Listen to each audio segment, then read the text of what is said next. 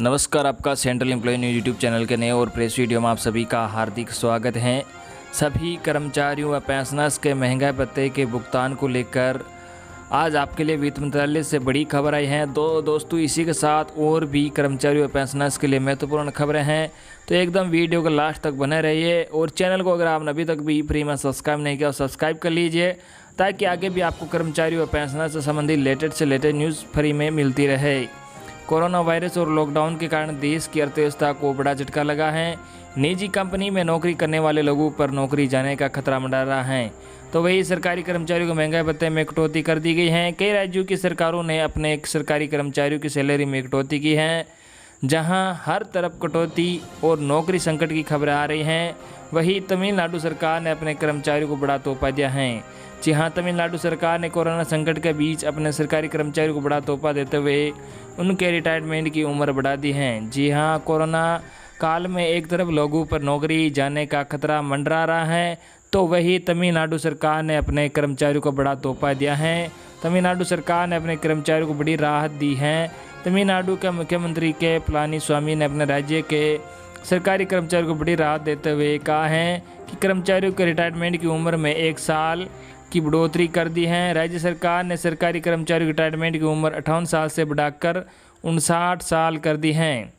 तमिलनाडु सरकार ने सरकारी कर्मचारियों को राहत देते हुए उनकी रिटायरमेंट उम्र बढ़ाई है। तमिलनाडु सरकार ने गुरुवार को रिटायरमेंट के लिए निर्धारित उम्र की सीमा में 1 साल की बढ़ोतरी का ऐलान किया है। इस नए ऐलान के बाद से तमिलनाडु के राज्य कर्मचारी, शिक्षकों और प्रोफेसरों को इसका लाभ मिलेगा। अब इन कर्मचारियों को रिटायरमेंट 59 साल में मिलेगा।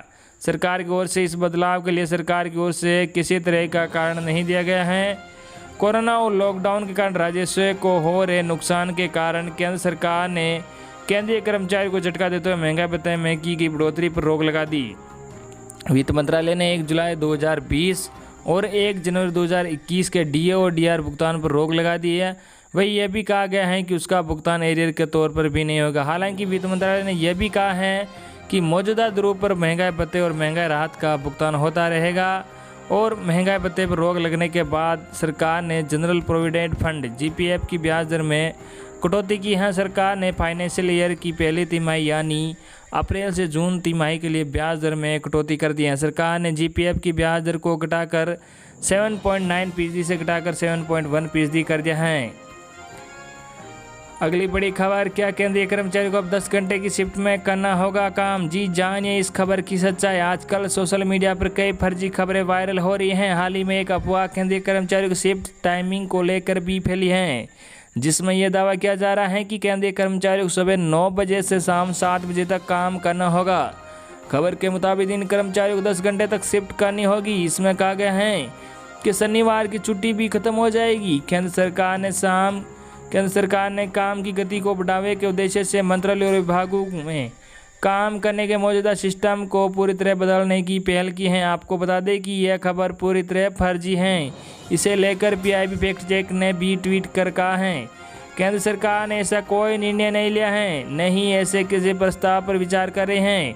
पीआईबी फैक्ट चेक ने अपने ट्वीट में कहा, दावा कुछ खबरों के अनुसार केंद्रीय कर्मचारी सुबह 9 बजे से शाम 7 बजे तक काम करना होगा।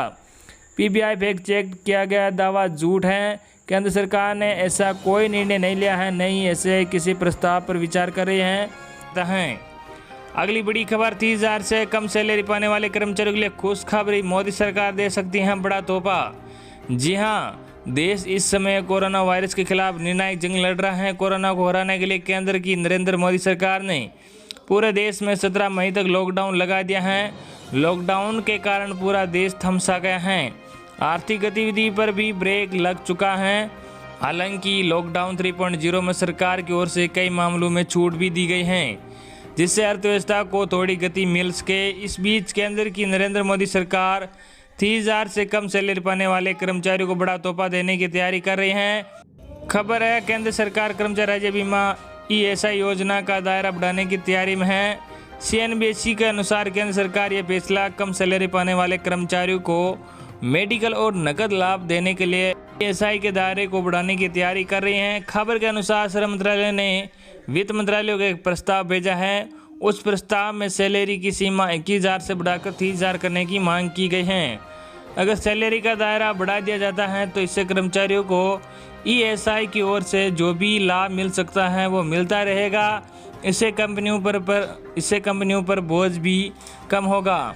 मालूम हो कि फिलहाल ईएसआई के अंतर्गत अभी वैसे कर्मचारी आ रहे हैं जिनकी सैलरी 21,000 से कम है। इसके अलावा ईएसआई के दायरे में वैसी कंपनियां आती हैं जिसमें कम से कम 10 कर्मचारी काम करते हो। गौरतलब है 2017 में ईएसआई की सीमा को बढ़ाकर 15,000 से 21,000 रुपये किया गया था, जिससे कई कर्मचारियों को लाभ हुआ था। खबर है कि ईएसआई ने ऐलान किया है कि लॉकडाउन के कारण जो भी कंपनियां कर्मचारियों का अंशदान जमा नहीं कर पाई वैसे में भी सारी मेडिकल सुविधाएं मिलती रहेगी।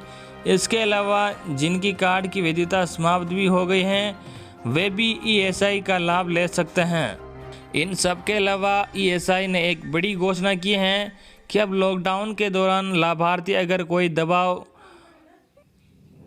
दवाई बाहर से भी लेते हैं तो वो उसका भी क्लेम ले सकते हैं।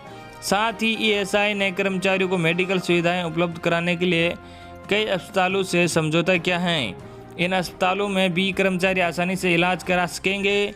गौरतलब है कि कोरोना वायरस के बढ़ते संक्रमण को देखते हुए देश में 17 मई तक लॉकडाउन लगा दिया गया है। देश में इस समय कोरोना से 49,391 लोग संक्रमित हो चुके हैं और 1,694 लोगों की मौत भी हो चुकी है। अच्छी बात है कि देश में 14,183 लोग कोरोना से ठीक भी हो चुके हैं।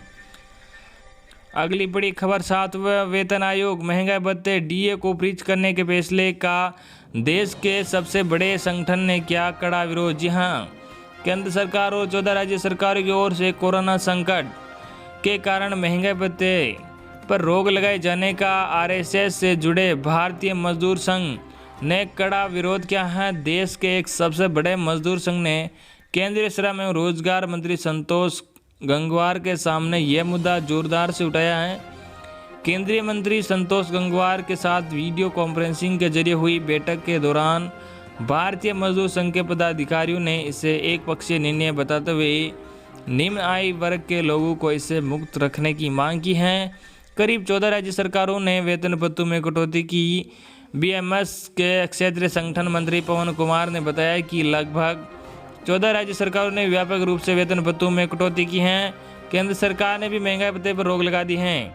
इसकी कोई गारंटी नहीं कि ये राशि उन्हें वापस दी जाएगी या नहीं। केरल ने तो सभी मर्यादाओं को लांघते हुए प्रत्येक माह में 6 दिन के वेतन में कटौती 5 माह तक जारी रखने का निर्णय लिया है। यानी कर्मचारियों को 1 माह का पूरा वेतन कट जाएगा। इससे कर्मचारियों का हित प्रभावित हो रहा है। बीएमएस ने श्रम मंत्रालय से मांग की है कि केरल सरकार को वेतन में बेहताशा की जा रही कटौती पर रोक लगाने का निर्देश जारी करे। भारतीय मजदूर संघ महंगाई भत्ते पर रोक लगाने के एक पक्षीय निर्णय का विरोध करता है।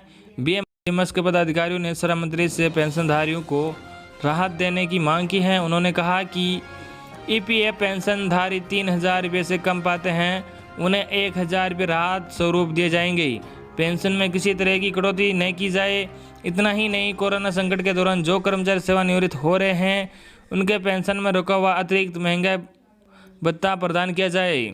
अगली बड़ी खबर, अब सरकारी कार्यालय सुबह 10:30 बजे से शाम 4:30 बजे तक खुले रहेंगे।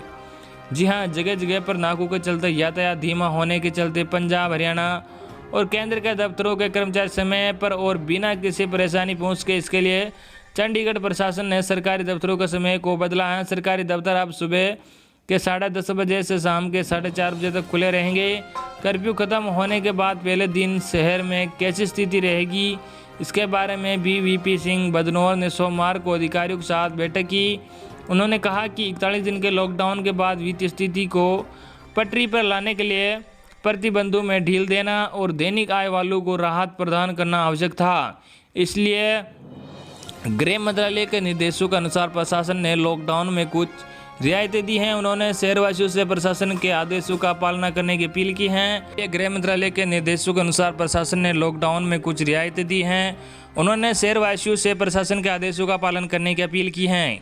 कंटेनमेंट जोन पर ध्यान केंद्रित करने के निर्देश उन्होंने वरिष्ठ अधिकारियों को बापूधाम, सेक्टर 30B और अन्य कंटेनमेंट क्षेत्रों पर ध्यान केंद्रित करने का निर्देश दिया है। उन्होंने डायरेक्टर स्वास्थ्य सेवाओं को क्षेत्र में संदिग्ध मामलों की जांच और टेस्ट के लिए एक विशेष अभियान शुरू करने का निर्देश दिया है।